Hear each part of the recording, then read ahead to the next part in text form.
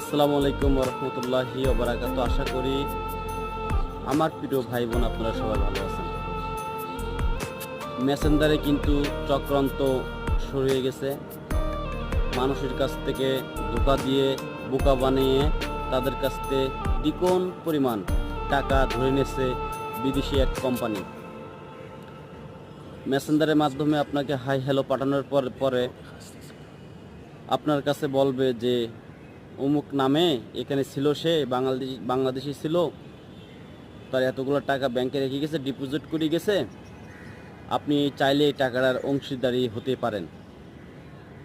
আপনি এই কথাটা শোনার সাথে সাথে আপনি ওনাকে ব্লক করে দেবেন, কেননা উনি কিন্তু আপনার কাছ থেকে টাকা আত্মসাৎ করবে বিধায় কিন্তু এমন একটা চালবে।